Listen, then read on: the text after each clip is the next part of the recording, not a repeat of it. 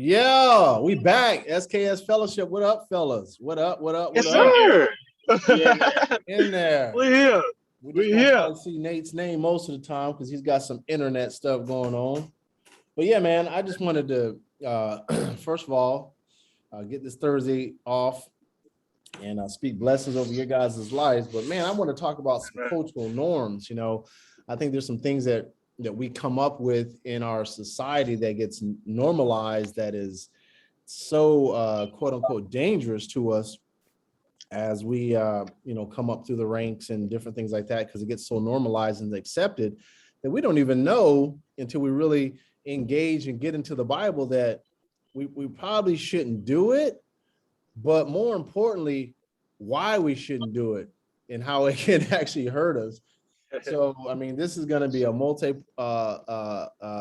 part topic in terms of, I think, a session. But, one of the things I wanted to touch on was just kind of something that I don't want to use the word struggled with, coming up. But, for me and for society as a whole, just the quote unquote, sexual immorality, so to speak.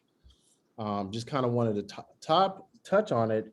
One, because it's been so normalized, and I feel like over the years, after talking with a lot of my alumni that are teachers now, and then having them be in the middle schools and the high schools, and to see how common it is for kids and people just in general just to engage in sexual activity outside of marriage. So I kind of wanted to speak on that a little bit, because this is only one of many things that we've normalized that can really, be a setback. And I know for myself, speaking for me personally, as a quote unquote athlete growing up, being a teenager, playing ball, multiple sports in high school and different things like that, it just wasn't really seen as quote unquote taboo. It had already been normalized, to date a girl and, have sexual activity outside of marriage. And it just was normalized to the point where, I know Nate probably touched on it before, where, you do something once, you do something twice, and then by the third time, it's just regular stuff. You're like, this is not even a thing. And so I think we've gone down that path with a lot of things. And, that even as a kid growing up that had belief that was, quote unquote, so-called Christian, these were things that I knew that I was going against, but I didn't know, the ramifications of, what that really meant. So, for me, like I said, it was completely normalized, to just to engage in those types of things. And I'll pull up some scriptures here in a minute. But what are your guys' take on that? I mean, obviously I'm a little bit older than you guys, but I think we represent all the pretty much same generation. But I mean, how was that in terms of conversation, in terms of what your boys were saying, in terms of some of what your homegirls were saying, or, the things that people do when it comes to the, that realm, because, that is a huge one, even in, today's realm of the new generation. Yeah. Well, I think it's for me, and growing up, and I shared it probably in, I think, our first two podcasts that we did. But I grew up, being exposed to pornography at a very young age, very young, 7, 8 years old. So I was watching full intercourse, 7, 8 years old. I'm knowing almost everything, right? Like it's my normal life. And now my parents' house wasn't a lot that I could be exposed to, but you had friends that had little magazines. You had certain individuals that knew the websites to go to. You click on your computer, you know where to go find it. And I know down in the summer, my older cousins, they 13, 14, they got the CDs, right? So I'm 8 years old. I go in their room, I grab a CD, I just put the baby in, I'm just watching it, right? Like it's just like it's a basketball film or something, right? It's basketball and pornography right there at the top of my list at that time. And being exposed to it, I tell people, especially being young, it messes your mind up because you don't view things, I think, the way they should be. And it was normal. Like Nate said it a few podcasts back. Once you start doing things, 2, 3, 4, 5 times, it's a habit, right? And it's hard to break habits. People don't understand. It's so easy to get into them, and it's hard to break them. And so it's something I struggled with for a long time in life, with that. And you know, I think I shared this before too. I was watching it was a Ted Bundy, right? The whole crazy deal that was happening with him. And he said when we went on death row, he said one thing that all of them had in common. He said they all shared, the common love for pornography, right? They all had an issue and addiction and struggle with that. So sex, while it may be just a topic that we think, oh well, I'm just inside of a woman and this is the reaction. I think it's way bigger than that. So for me, I think it becomes normal for all of us. Your friends get older and they tell you, hey man, you're supposed to have 30 bodies already, man. Why you only got 4 or 5? And you like 4 or 5 is good. And they like, no, you got to do 30. You like, man, I'm 25 away, man. Who can I get? Right. So now, we say cultural norm. You start doing things that aren't even normal to you. Right. Let me go and get a girl I'm not even attracted to, so I can get up to 30. Right. I got to meet my guys at 30. So when we meet each other again, I can say, hey, bro, I'm at 25. I'm right behind you. And then it begins to be normal, not knowing that you're damaging these women along the way. But I ain't gonna get too deep. But that's just for me. And when I started being involved or engaged, with, I would say, the sexual distraction and the sin of it. But for me, it started real early. So that's me and my start for, I guess the cultural norm of sex. Yeah, man. I'm gonna try to reboot my internet here in a second and log back on, but I want to jump into this question prior. Um, you know, I can relate to a lot of what BK said. I was exposed to pornography and those sort of cultural norms at a very young age as well, at about 8 too. And as I began to get older and educated and more knowledgeable about the world, and even through my wife's studies, we've been together for a long time. She's a mental health counselor, and she works with abused children. And the reason that I even bring that up is I didn't even realize until an adult that children being exposed to pornography is sexual abuse. And we don't realize it because cultural norms tell us that it's okay. Like you just said, BK, it's okay, right? Your 14-year-old boy, your cousin, your friends, they're showing you this stuff. But what society does and what the devil does is the devil gives us the tools to destroy each other. Your friend, your brother, your cousin is doing all this in the justification of it being cool and saying, yo, I'm helping my younger person be cool, not even knowing that they're sexually abusing the person that they're doing that to. It's trauma. It's literally trauma, and it destroys our way of thinking. And it is the devil's greatest tool because, you talk about social norms. Again, the social norm for me growing up, because of being exposed to that kind of stuff, was to try to have sex with as many girls as possible.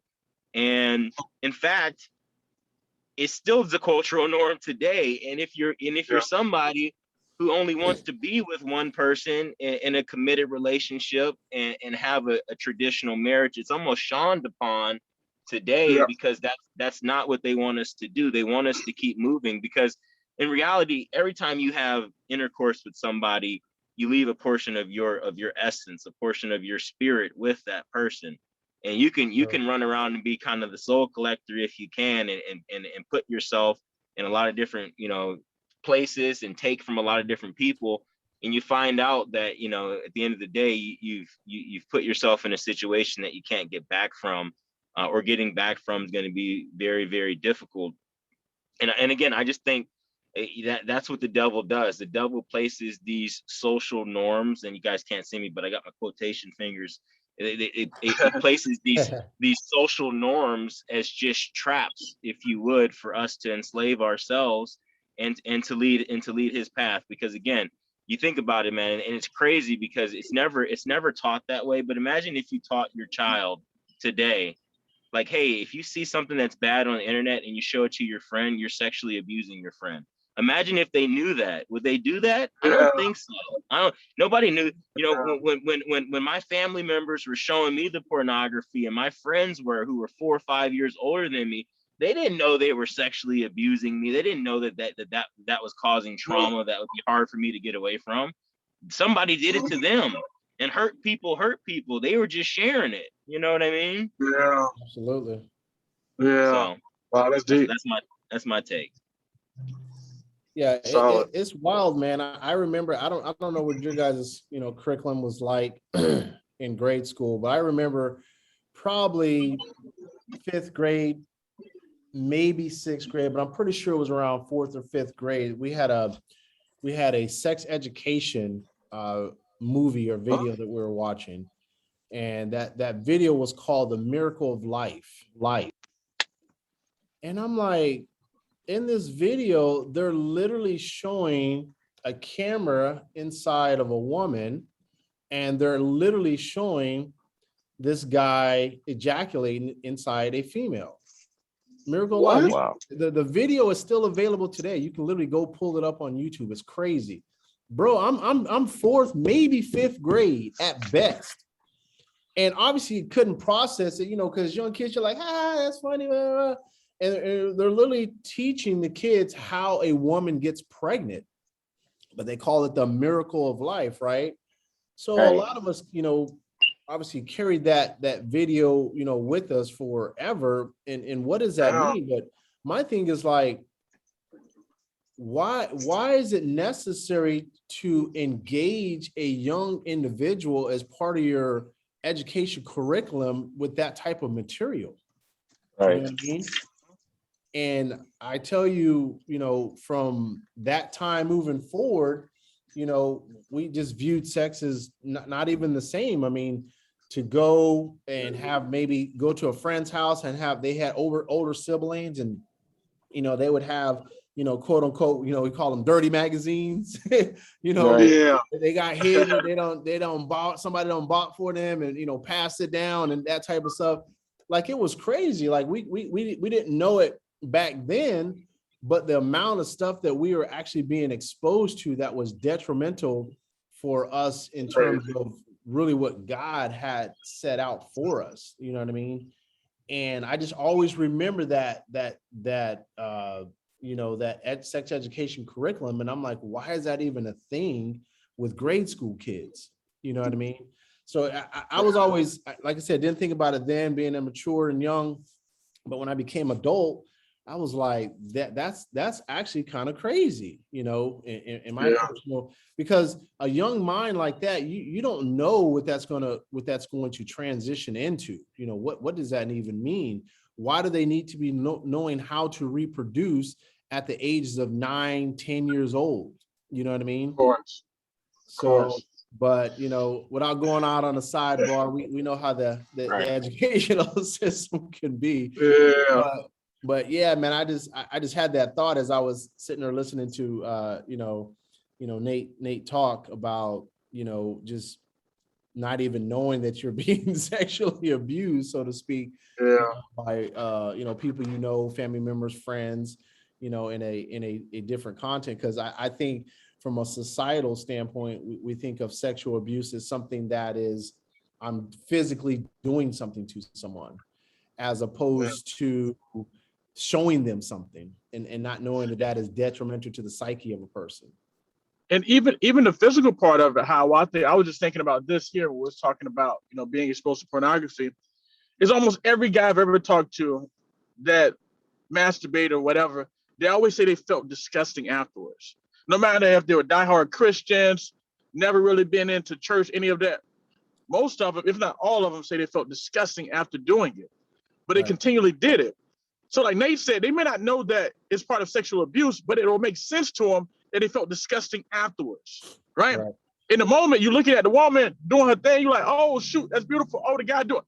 I might try and do that. Then you finish and you're like, man, I feel disgusting. You turn it off, right? Like, I'm done. It's a wrap. But you feel disgusting. So the explanation of why you feel disgusting is because it's sexual abuse. You're sexually abusing yourself watching those things, right? So to me, like when Nate just dropped that, I'm like, dang, that makes sense. I understand what I was going through in those moments. That's the reason why I felt disgusting. It wasn't supposed to feel right, but I wanted to justify it and make it feel right. So I kept doing it. Maybe I get a different feel this time. All right, maybe I get the experience. All right, boom. You know what? I'm learning new moves now. That's the reason why I'm watching it. I'm just learning new moves. That got to be all right, God, right? It got to be all right, God. You okay with me learning new moves, right? I mean, I got to make sure my wife, I got to know these things. And you start justifying it.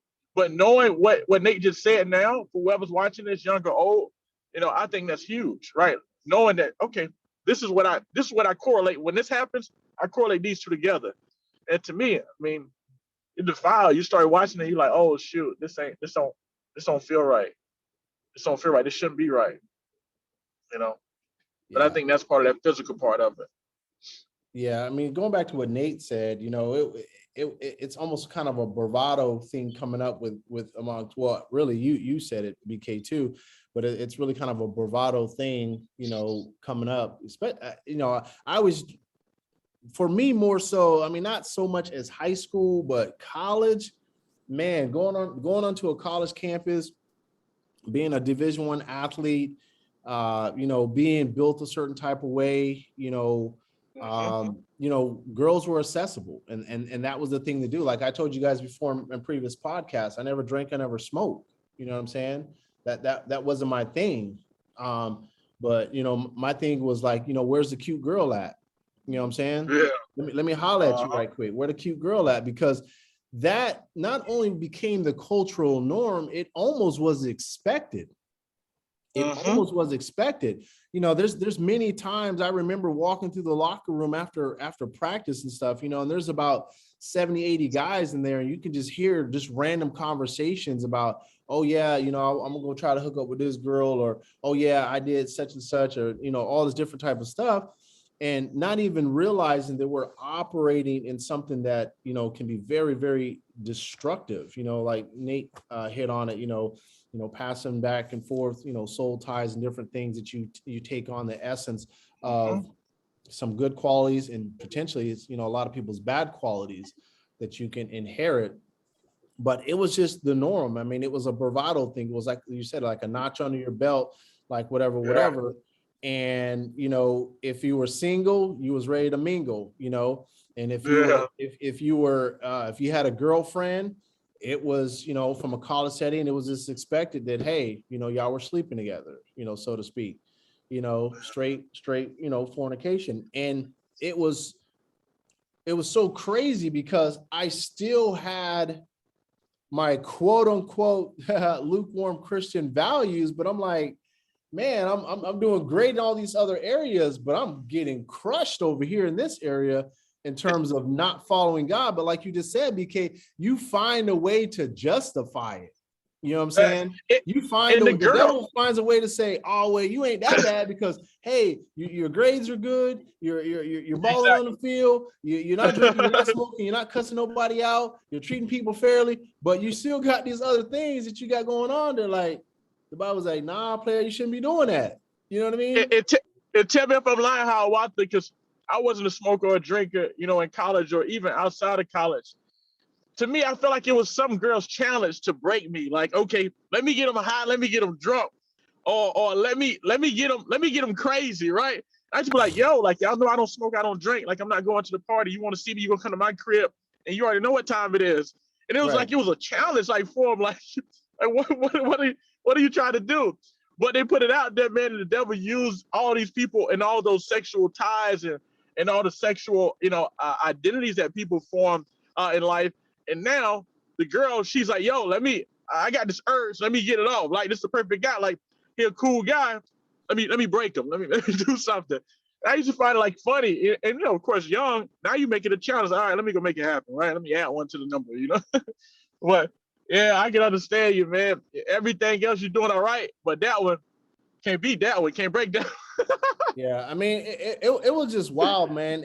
And it continued on, along those types of paths, especially like I said, as being an athlete on a college campus where, you have a lot of young people, 18 to 22, 23 that are accessible to each other with no parental guidance and just kind of doing what feels good. And we know how weak the flesh is. And like we always say, is it's like the flesh is never satisfied. So it's like, you get one hookup, you're like, all right, that was cool. You get another hookup, you'll never be satisfied. You're always looking for, okay, I got me an 8.5, what a 9 at? You know what I mean? Like, you know what I mean? It's like we're always trying to upgrade it like it's our phone or something. You know what I mean? It's like crazy. It's like never satisfied. But, from a biblical standpoint, it is, that is a tough road, to be on. And a lot of people don't know, like you guys were saying, the emotional toll, especially I think more so on women. I mean, I could be wrong, fellas, shoot me a comment, but I always felt like it was easier for a guy to engage in something and kind of, keep it moving. Whereas, women would be more likely to catch feelings. You know what I mean? If you spend a lot of time like, oh, hey, I want to get that guy. And now, if you weren't open to having a quote unquote relationship, or even if you did have a relationship and broke up, it always seemed to, be tough on the women, which I always felt like, man, somebody's going to have to pick up that baggage down the road. But Amen. Yeah. And women are natural nurturers, right? So they're always going to try and make a situation better than what it normally is, right? So if you're a guy, like, we talking about myself and Hiawatha, not smokers, not drinkers, and a woman says, oh, he don't smoke, he don't drink. All right, this could be somebody I can see down the road. Yeah, he's a freak now, but once he has me, he's good, and he doesn't even get involved in the other things. This could be my boyfriend down the road. He ain't 100%, but he got 90% of what I want. This is gonna be my guy right here. Now let me make the situation good. Not knowing, guess what? Yeah, I do got all that together, but this right here ain't ready to make this just one and done. And yeah, like you said, they start carrying that baggage over and over. And also as guys, we carry that baggage over. It's not. I think for us, we can, because we don't drive the emotion like many women do. We kind of tuck it away better than they do. We hide it better than they do, but we still suffer from it. For sure. I just remember a guy, I won't use Steve's last name because I know he's out there, but he was a real strong Christian. I remember my freshman year of college. And I remember, let me tell you how the cultural norms are so crazy. I remember one day, it was a conversation about girls, blah, blah, blah. Like I said, freshman year in college. And Steve was a super devout Christian. He was like, man, I'm not doing that till I get married.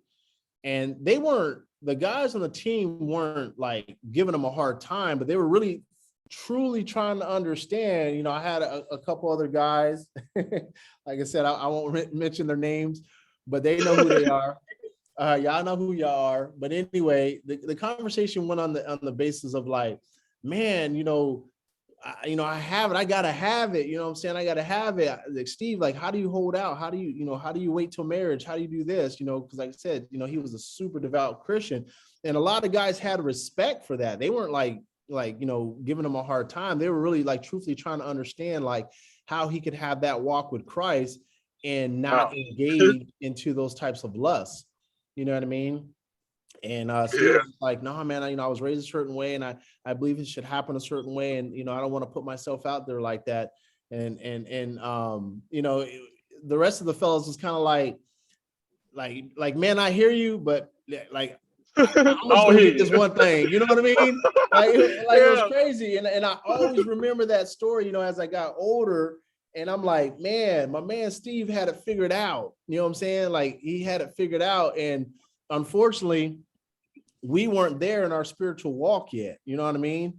Because we had literally crossed that threshold, and it was like no going back. I don't want to go back. We don't cross that threshold. You like, you start to justify. You're like, well, heck, I'm not a virgin now. I might as well keep riding out. You know what I mean? Like, hey, look, I done did the sin. I done did the crime. Lock me up. Hey, I don't know. Hey, we already here now. Ain't no going back. I can't get it back. You know what I'm saying? So I might as well just ride out. And that's a horrible attitude to have. That's a Yeah. horrible attitude to have. You know what I mean? And obviously in an immature mind of a kid who's 18 years old, that's just completely bad, not only biblically, but theology.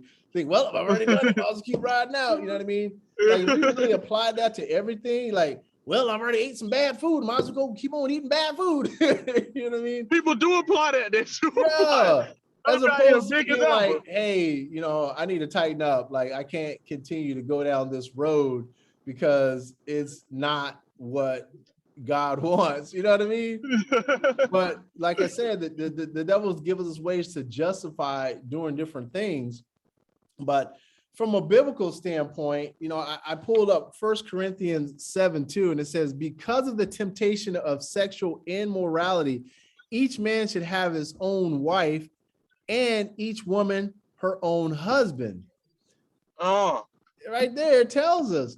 But the problem that we run into with these cultural norms is you're not even thinking about a wife, most of us at no dang 19, 20, 21. You know what I mean?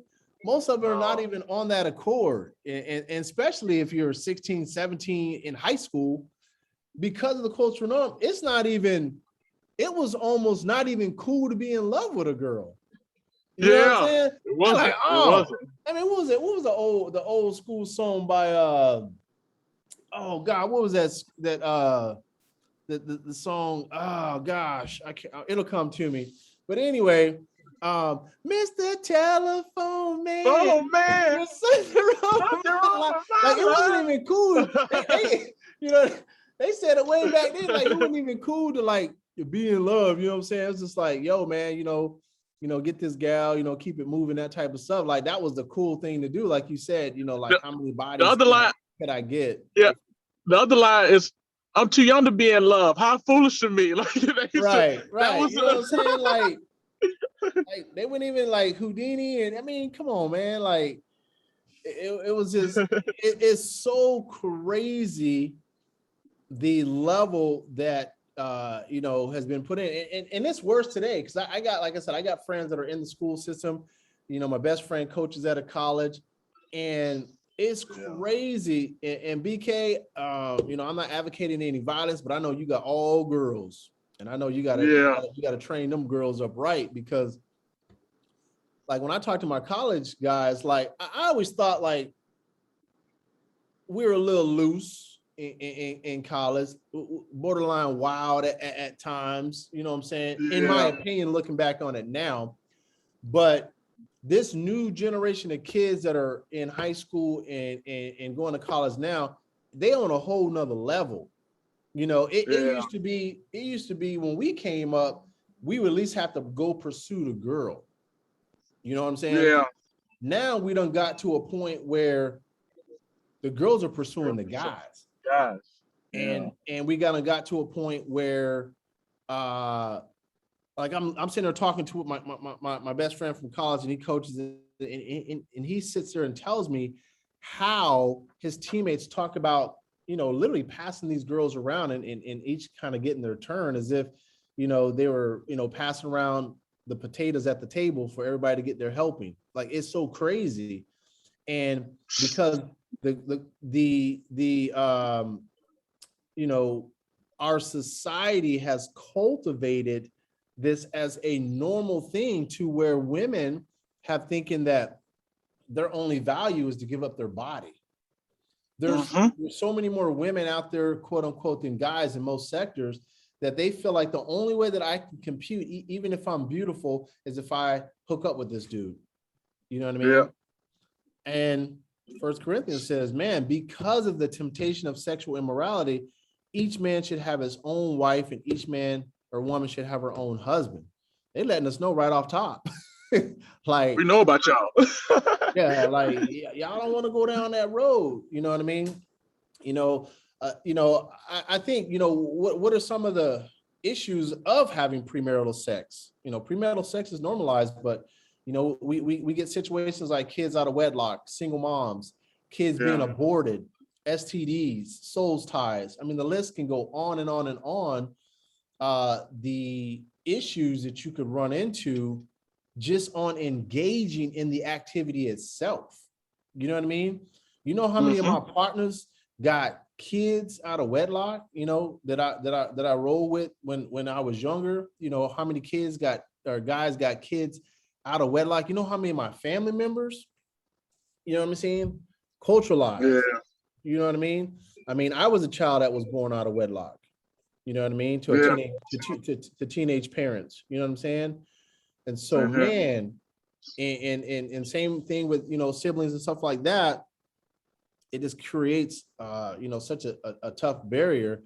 But you know, what are your thoughts on it, man? You know, I mean, for me, the same thing you were just saying too is, you know, as far as being born, um, you know, born out of wedlock, you know, that's the same thing for me. You know, but I think for many people, it was normalized. Like we talk about everything else. And, you know, I think the only thing that made it different for me is that my mom embedded in us when we were growing up that she didn't want, one of her goals was that she didn't want us to have kids before 18. My mom had her first child at 16, I believe, 16 turning 17. And that was one of her goals. So she voiced her goals and made it a decent conversation all the time. So we made it past, of course, all of us made it past that. So that was good. But we still was inside of course, you know, fornicating and things like that.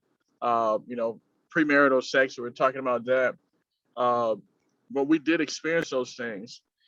And I think for me, while I did indulge in it, premarital sex, it got to a point, and I shared this a couple of podcasts back as well too. But I got to the point where I was bringing different women into my mom's crib, and my mom stopped me and was like, "Yo, what you doing? Like, what's going on?" And I'm like, "Man, I'm single, man. I'm just having fun." And you know, long story short, she basically told me I didn't raise you that way.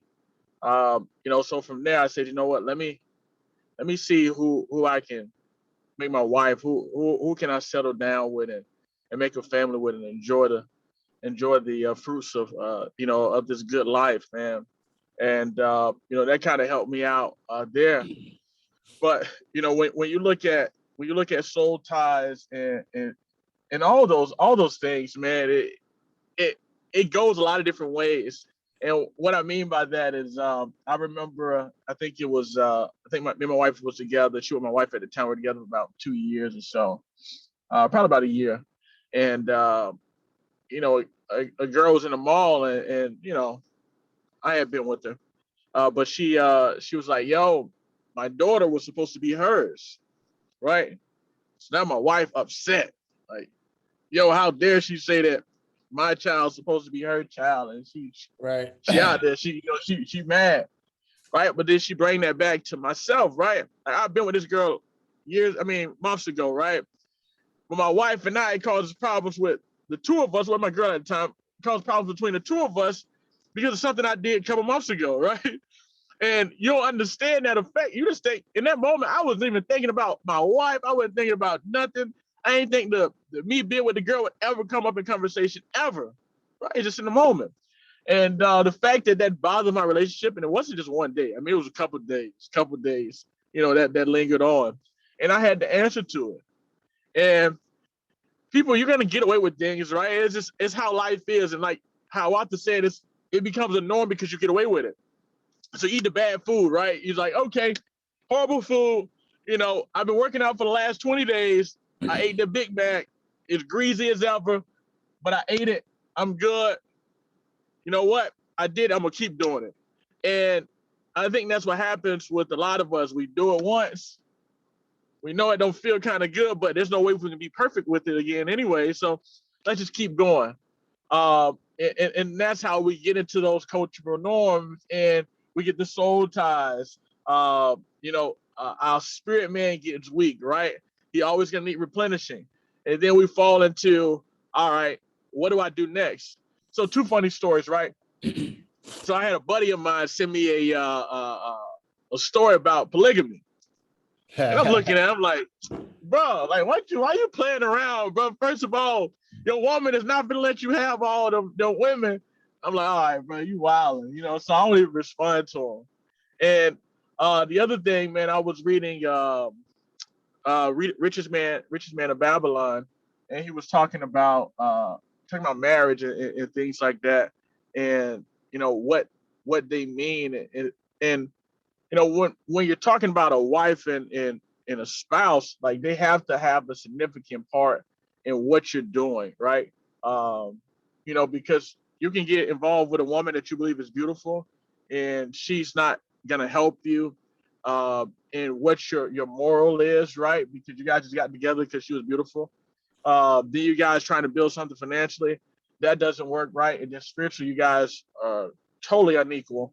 And now your whole relationship is done. You thought it was gonna be good because she was beautiful, and sex lasted a good little minute, and both of y'all had a good little time, but knowing that wasn't gonna be the longevity of it. So you kind of got to be careful who you lay down with, period. And Bible already talks about having sex before marriage, and then once again having just one woman, and the beauty of that. So bro, even with the sex thing, like people even in church, right? And I'm guilty of it too.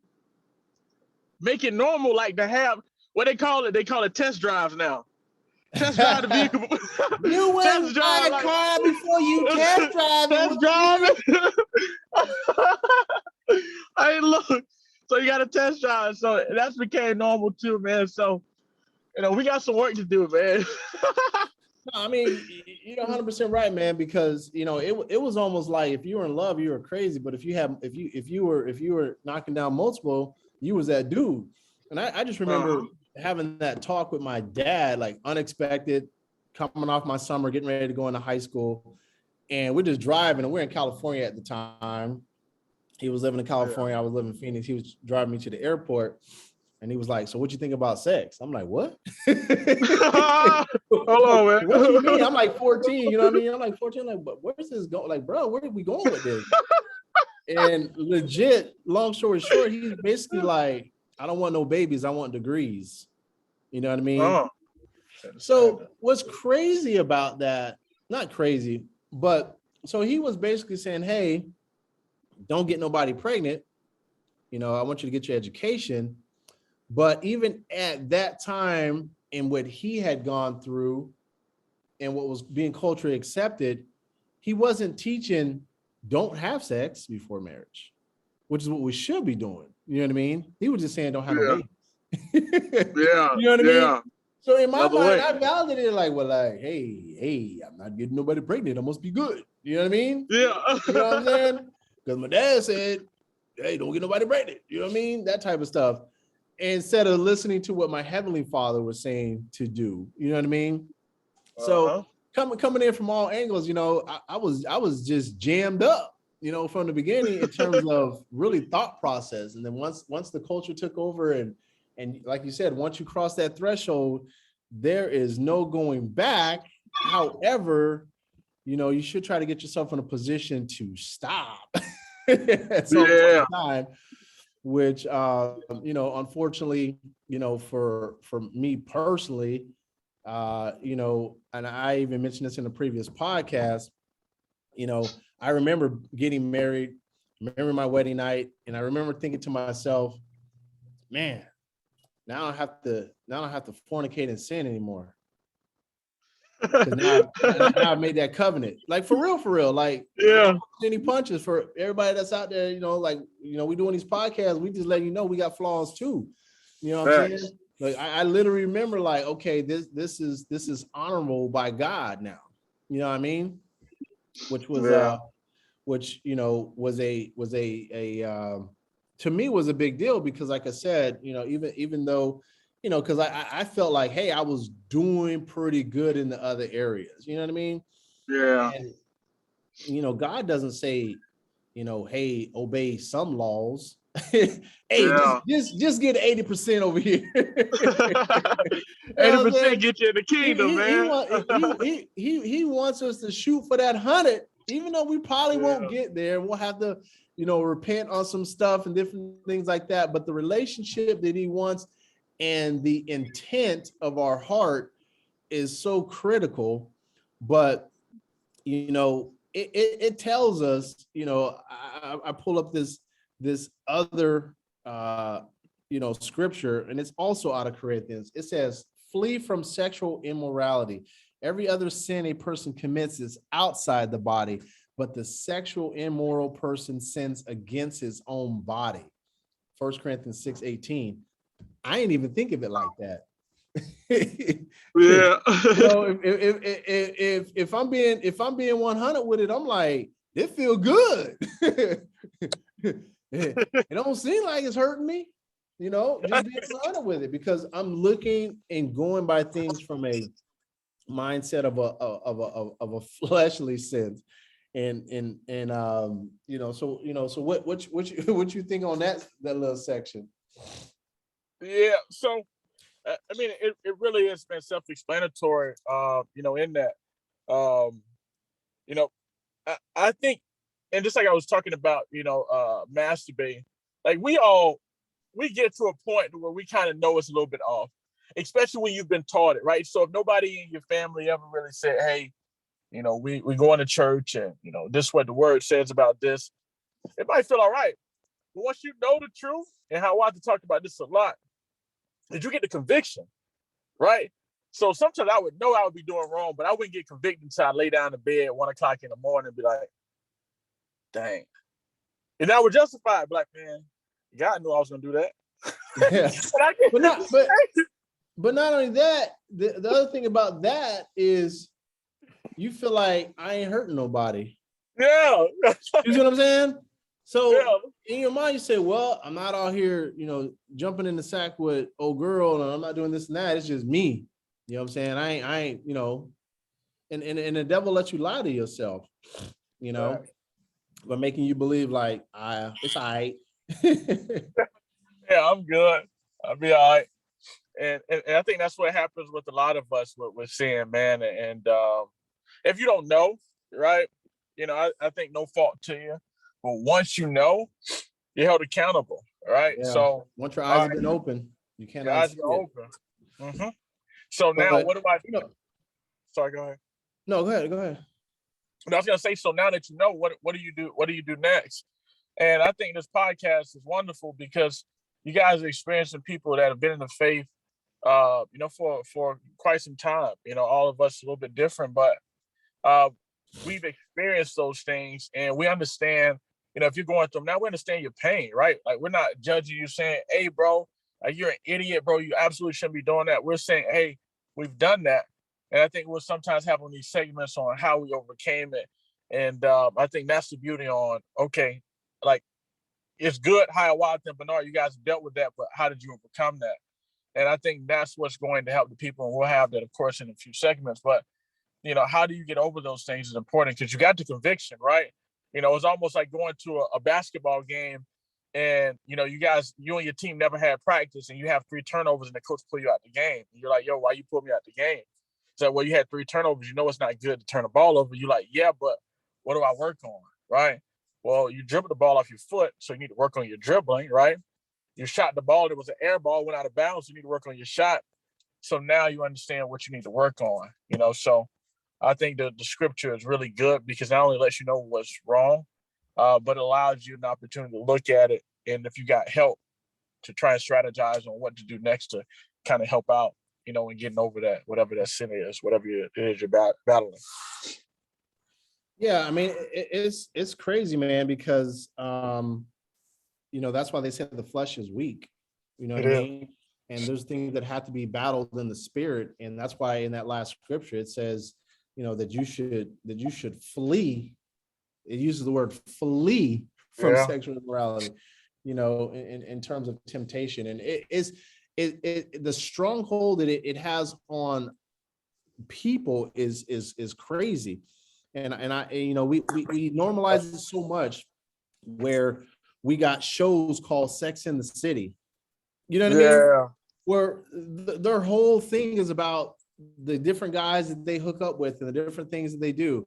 I know girls that, I don't know if you know any girls who ever wore like promise rings, and the promise rings was for them to say that they were going to keep their purity until they got married, right?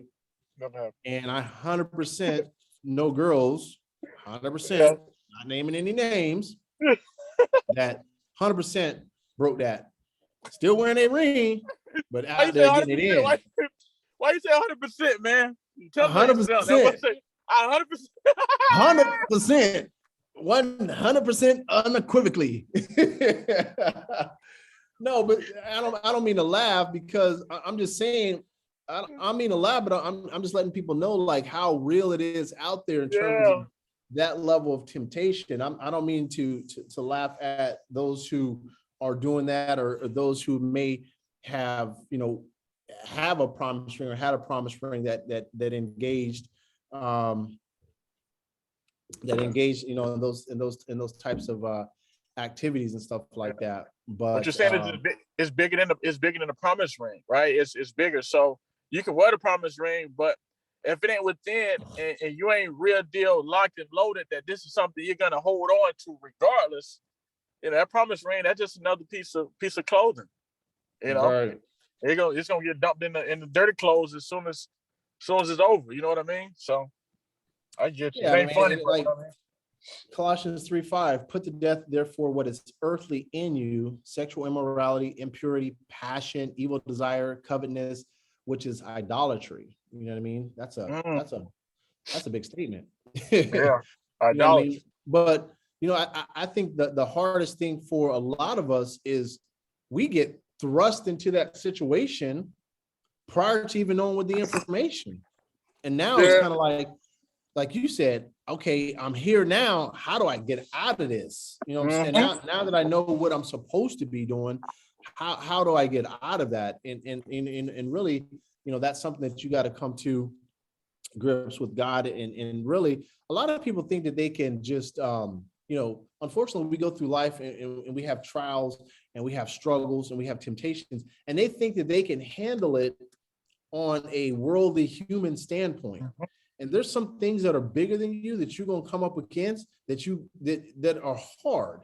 And you're going to have to ask God to supernaturally deliver you from those things. There's going to be something that's going to come along. You're going to say, man, how do I get out of this? You know what I'm saying? And that's why the flesh is never satisfied. This is why you're going to need to be able to operate on the accordance of God himself to help you, pull you out of some of these strongholds once you have gone in. Now, have you been fortunate enough to get informed of a lot of this information, while you were young, in terms of what to do and not to do in terms of that category, then you're ahead of the game. I salute all those people who actually were able to, one, get the information, but two, get the information and actually still be able to hold strong and not give into any of those types of temptations and save that for marriage. The Tim Tebow's, I salute, you know what I'm saying? Because, and anybody that falls as Steve, I salute, you know what I mean? Because I look at a guy like even like a Tim Tebow. I just picked that name because he's a devout Christian, and this is a guy that had specific values, and one of his values, obviously as a Christian, was waiting till marriage. And I look at it like this: I didn't go to the University of Florida and play football. Well, good Lord have mercy. In my 18, 19-year-old brain, Lord have mercy, when it came to the accessibility of pretty girls. You see what I'm saying? And so for a guy like that, who was a Heisman Trophy, not only candidate, but winner, a national champion, of this, of that, I mean, you can't think of Florida football without thinking about Tim Tebow. So my whole point is, he literally had multiple, and I don't know this personally, a friend of mine, does know Tim personally, but the level of temptation that he must have had to block, you know what I'm saying? Because there was, like you said, there's going to be somebody that's like, I'm going to break him. You know what I mean?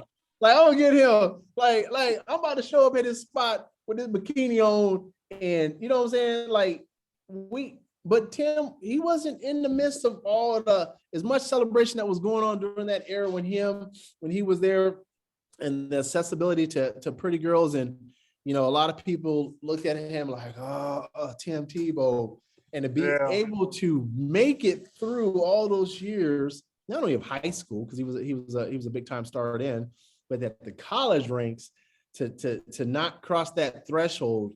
And I know, and trust me, I know there's some beautiful people out there. You know what I mean? Oh my goodness, right? Yeah. And so that's why I say I salute because the level, I mean, we have pretty girls, but the level of girls in the state of Florida, or just really any big time college, is just like, whoa. Yeah. And if you ain't got your mind right, man, it's easy to slide down that way. You was touching something too. You was like, people make it a goal, with virgins. I don't know about, you and Nate, but that was a goal of mine, at some point in high school, like, I need me a virgin, right? I need to break them so they all mine, right? And like that mindset is so crazy. Like, it's almost like, I'm gonna make this person my sexual slave, right? Like, I'm gonna break them, man. I'm gonna break them, and then they're gonna be mine. And because you're the first, right? They don't know nothing else. And I think once you look at stuff like that, you're like, like, dang, I really was thinking like that. I really was thinking like that. But even talking about University of Florida, I had an ex-girlfriend that ended up going to University of Florida. And I remember she one day she like, some dude trying to talk to me. And I'm like, who is it? Like, why you bring it up to me? Who is it? And I ain't gonna say the guy's name, not her name. But the dude, I ran track. This dude, the number one dude at his event in the nation. I look, like the dude said, in the nation, number one in the nation. I'm like, I'm like, you really turned him down? Don't think about you really turned him down. So to think Tim Tebow stayed a virgin, knowing that every time he walks up the hallway, some girl flung herself at him, she revealing all the little cleavage. And Tim Tebow like, no, I'm on my way to class. Thank you. No, thank you. I'm out. Love you guys. My football team needs me. Like, that's strongest ever, boy. Like, that's major salute. Major. And my thing is, they had to be coming hard because they know you're about to go pro. You're the talk of the town because you just won a national title. You're in all the interviews. You got all the media press. Like, there's women looking at him like, oh my God, I love him. I want to marry him. You know what I mean? If I can get him. And he's like, nah, I'm good. Not a chance. Even the Christian girls were striking out. Of course. Probably left that boy scriptures and said, call me on the back. Like, bro, stop playing with God. That's tough. That's tough, man. The Lord is my, what does dude say on Friday? The Lord is my shepherd. He know what I want. Right. Bro, people wild. They crazy like that. I was listening to this. It was a clip from Fresh Prince of Bel-Air. And it's actually in a song that they use at the beginning of the song. And the girl says in the clip, yeah, I wasn't supposed to be home, but I'm here, and my mom decided to go on a business trip, so I'm here by myself.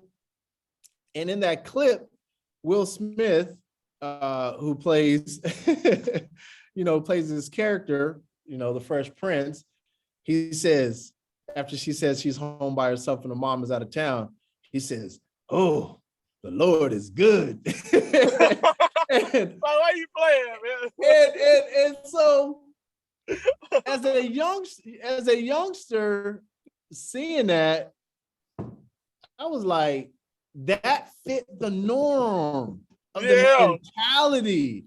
But as a older, wiser person who's engulfing themselves from a biblical standpoint, I was like, that was so wrong.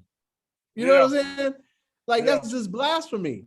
How you gonna be like, oh, the Lord is good because you get the, you know what I'm saying? Like, no, God doesn't work like that. He is not presenting you with situations that you can sin. That's what he's not doing.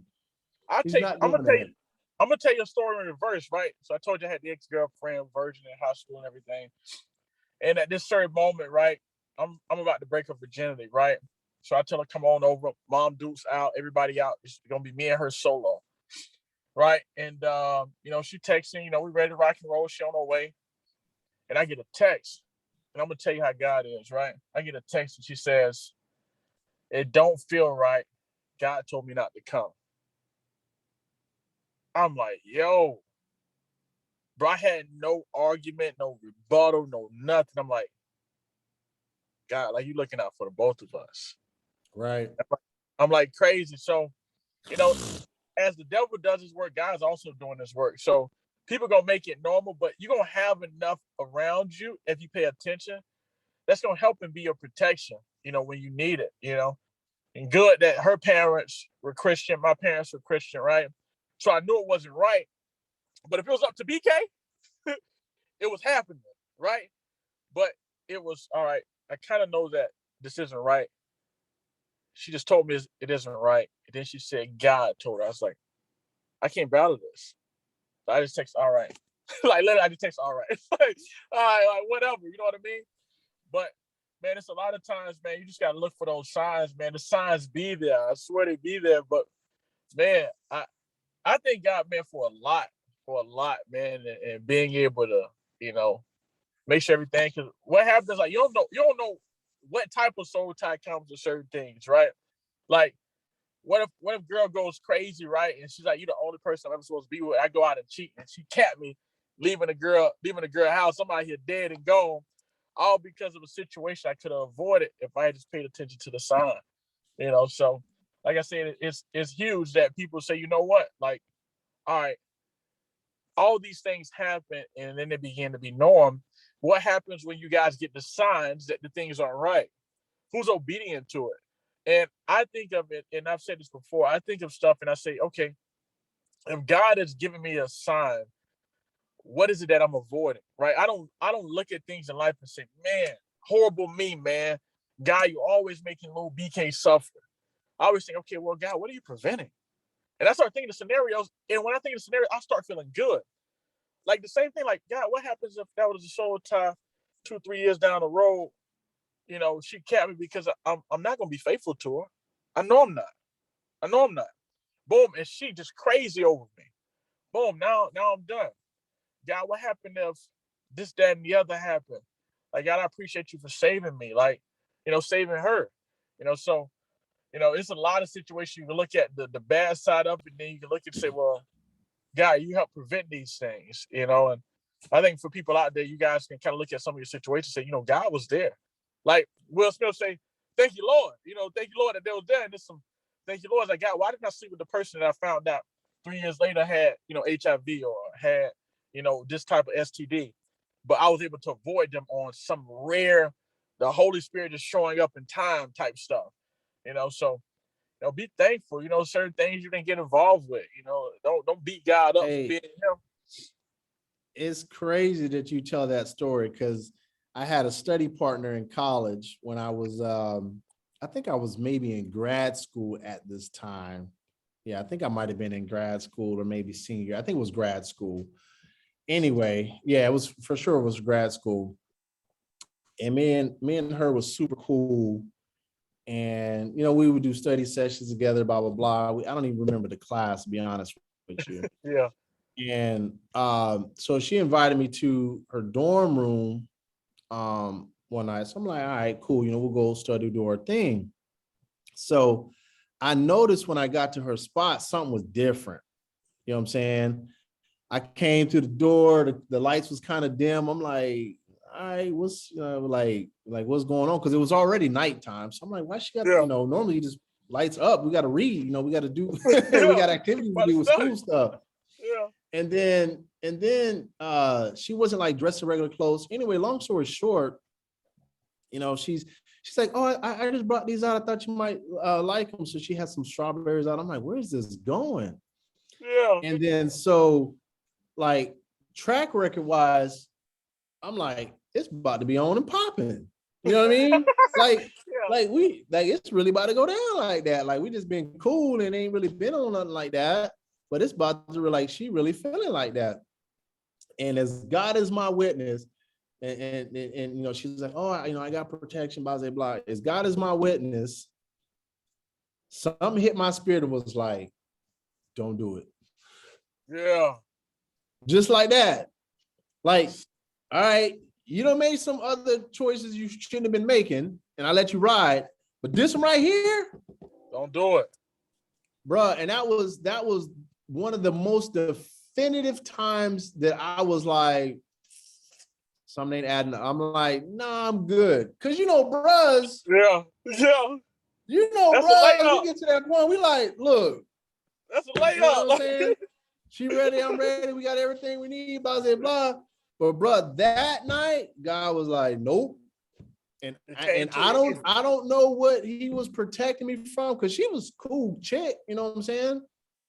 And like you said, I don't know if we would have dated, nothing like that. But that night he was like, and I mean, it was definitive. He was like, mm-mm. Yeah. So I don't know what he was keeping me from. And, you know, I don't ever know what happened to her. I won't say her name, obviously, but because I think she's got probably an untraditional name that people would know, at least that went to school with me anyway. But man, yeah, there was something that time he was like, like he shut it down, you know, like he was like, I'm gonna give you free will on some of this other stuff, but this one right here, nah, nah. Yeah. And so even to this day, like I literally remember leaving, going, you know, there's people that I've turned down, but when you turn down one that's as fine as she was, and a layup, ooh, on a layup, what? You pass it out for the three. That boy said, Yeah. You know what I mean? So I'm like, man, what did I, you know? So I just remember thinking, like, after like what just happened? Like what am I dodging? Like, I need to reset. You know what I'm saying? Like, I need to get back focused. You know what I'm saying? And I think because of who I was from a sports perspective on campus, or who I used to be, I guess, at that time, because at that time I was playing in the AFL, and for who she was, I think she was confused. Because the next couple conversations after that, you know, in her mind, she was like, I'm that girl. You know what I'm saying? Yeah. Like, how you gonna turn me down? Yeah. And she couldn't, you know, and I don't know if she looked at me like, what's wrong with this cat? You know what I'm saying? Like, he don't know who I am.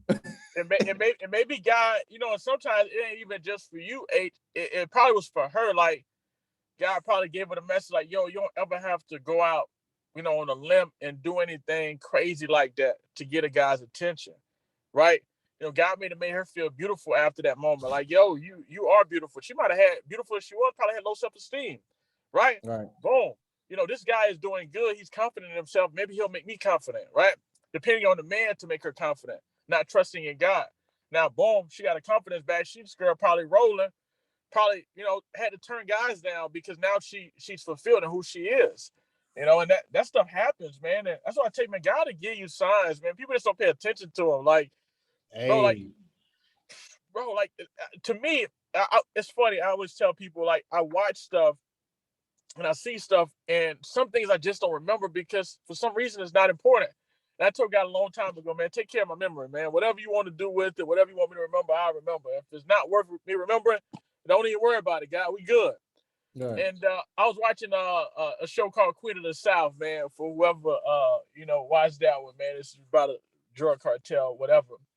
But in the show, right, there's a lot of crazy stuff going on. It's a cool show, but the lady sitting on the couch, they about to make a deal, and she says, if it's too good to be true, it usually is. So when you start saying, well, the candle's lit, this, that, and the other, what I would think as a young man was, and I'm telling you how I would think, no lie, how many other dudes she doing this to, man? Like, it's cool, but you like, you a pro at this, baby. Like, my man's down the hall, you doing that for too? Like, I don't know. Like, I'm kind of good on this one. I'm gonna pass. But what was crazy about a BK is she didn't give me that vibe like that. You know what I'm saying? Like, normally, like, I can read at that time what, even, I mean, you don't ever lose it, but you can kind of read women, you know what I'm saying? Yeah. Like you kind of know, like if they feeling you, if they not feeling you, that type of stuff. And so like, you know, I knew what I was bringing to the table, you know, from that perspective, but I just never really got that vibe like that from her, because she was so school oriented. She was in, you know, this group and had this accolade, and you know, she had this sorority thing, and you know, she had things that were going on that I'm like, all right, she, you know, she handling her business. She doing her thing. You know what I'm saying? She did not come off as a person that was just out there like that. She seemed really kind of private. You know what I mean? And so like it threw me off. You know what I'm saying? It's one of those things you roll into, like, well, I wasn't even really looking at it like this, because I didn't even like really get that vibe from you like that. You know what I'm saying? I thought you was on something Man, else. that thing got shut down quick. Shut down quick. She probably telling that story right now, like, dang, he turned me down. That's the last time I ever got turned down. Man, I don't know if God was protecting me from her, or if he was protecting her from me. Yeah, ain't it? Ain't it? You know what I'm saying? We always Talk want to to flip it God. and feel like no, it wasn't me. It might have been me. You know what I'm saying? Yeah, ain't it? Ain't it? It probably was me. Hey. Like, yeah, we sending this boy down a different trail. You know, we gotta humble him. He don't be on ESPN. He might be thinking he's something. Yeah. Let me slow him down. Yeah. No, that's but bad. anyway, yeah, man, for anybody that's watching this podcast, we know it is a struggle out there. And you're like, how do you come to terms with being able to get through that? And really the only way you can really come to terms is giving your life over to Christ. I mean, he's the only one that can help you literally be able to rid these strongholds that I think that we are culturally, you know, thrust into, you know, whether that be, you know, sex outside of marriage, whether that be, you know, homosexuality, whether that be pornography, whatever it may be that is deemed, you know, immoral, so to speak, from a sexual standpoint. So y'all don't come for me in the comments. I'm just saying what's in the Bible. You know, people, we on this stuff today where like people speak, you know, their truths are truths, and they think it's a hate crime. We don't hate nobody. You know what I'm saying? Yeah. We're all sinners, maybe of a different accord. You know, like I tell people all the time, like, hey, I was straight, wasn't drinking, wasn't smoking, but I was doing, you know, other things. You know, we was wilding. You know, I can talk about it now. I remember sneaking out of 2-a-day camps in college to go meet up with girls. I remember doing it. I remember going to my senior year. I had hurt my ankle, and I snuck out of. They used to keep us in a dorm. All the football players in the dorm, I remember. And about a week and a half in, the volleyball team would always like pass through, and it was like all glass windows. And we'd be up at the window like this, because, you know, we've been around dudes for like a week and a half, twice a day. And I remember inviting girls that when camp was getting ready to start and sneaking out, you know what I mean? So I know it is real, because it was me and 2 other starters. And I can guarantee you, me and my 2 other boys, had we got caught, we probably weren't going to be starting. Because coach didn't play that, right? You had to be at the spot to the point where we had to wake up, get back to make sure the coach didn't know. That's how, this is what I'm saying. This is how hard these situations are. You know what I mean?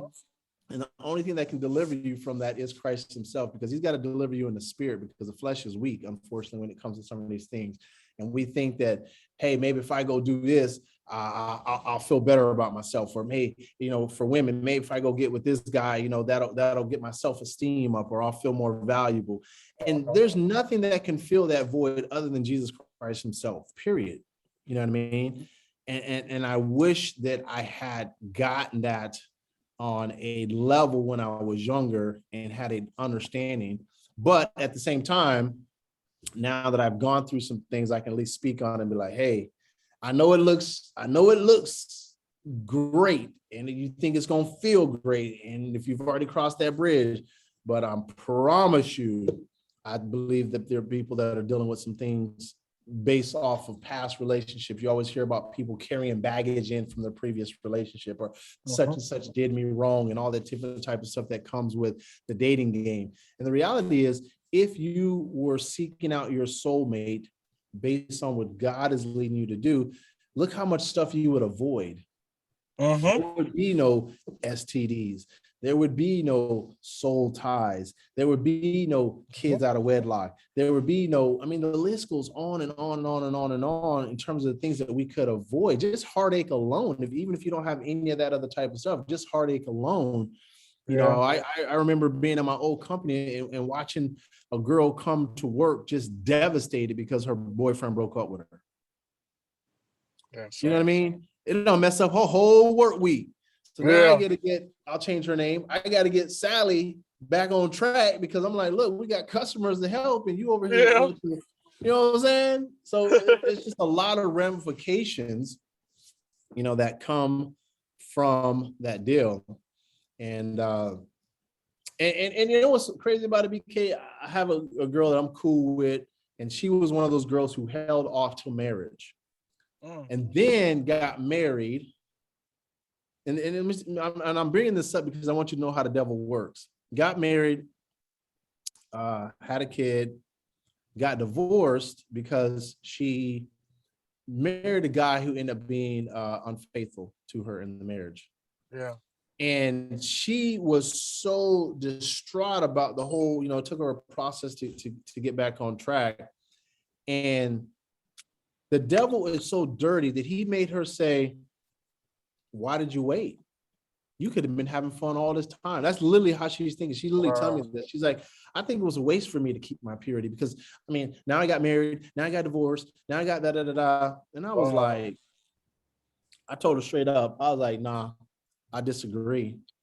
I said, you were being obedient to what God's words were. Now, the fact that it didn't work out and someone did something to you that was not in your control, well, you know, adultery from a biblical standpoint is one of the things that God says it's okay to get a divorce behind.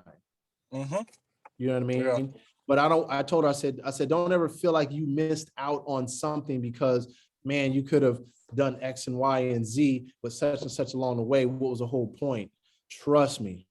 That's God's protection of keeping you away from some BS.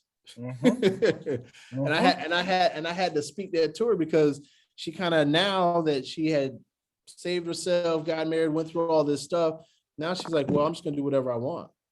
And I'm like, don't do that. Yeah. So like I said, it's real in the field. Yeah. You know that's why you can't take this thing on with your fleshly mindset. But I ain't gonna hold you up, BK. Yeah. I know we lost Nate. Nate had internet problems and he's trying to get some stuff situated because I believe his spouse works from home. Yeah. But you know, I ain't gonna throw you in again, but I'm gonna close it down. Yeah. But, we got a lot going on in the world. This is just one thing that I think that people struggle with. You know, we'll talk about cussing next week. You know, we got a lot of cussing Christians. I'll talk about cussing in the sports world and how that's been normalized, and you know, drunkenness and drugs and all kind of stuff. But more importantly, not just identifying that it is a thing, because I think people understand that. But if I'm in that thing, what can I do from a biblical standpoint to help myself get delivered from it? That's what we want. We want people to be able to say, hey, I struggled with this. This is my story. And let me show you how Christ delivered me from those scenarios and those situations. So unless you got any closing moments, man, I'm gonna go ahead and hopefully the Holy Spirit will speak down on my brain and go ahead and close out this week. Yeah, go ahead and pray, man. All right, well, bow your heads. But yeah, dear Heavenly Father, just thank you for allowing us to have this talk, the discussion. Thank you for your insight from a biblical standpoint. You know, I wish I would have paid more attention to the cheat codes coming up, but you know, now I'm getting myself back in tune, back on track, especially with everything that's going on in these days. We have to be even closer and closer to your word for discernment and truth, because they're not giving it to us from a worldly standpoint. I pray that you not only protect my family, BK's family, Nate's family, but all our loved ones' families, that you would keep us safe out in a world that seems to be unworthy. I pray that you allow us to always seek you in everything that we do, as you say in Matthew 6:33, first seek the kingdom of heaven, and all else will be added. I pray that you allow us to have your spirit, your energy. And I pray that you allow us to continue to do these podcasts. And then if it only could help at least one person find their way back to your kingdom, Lord, it would be worth it. I pray that you keep us safe in our commutes as we travel back and forth. And I pray that you always allow us to have truth and insight from what your word says and not from the world says. I ask these things in love. We pray to Jesus. Amen. Amen. Amen. Solid, champ. Yeah, I'm about to head on. We got to hit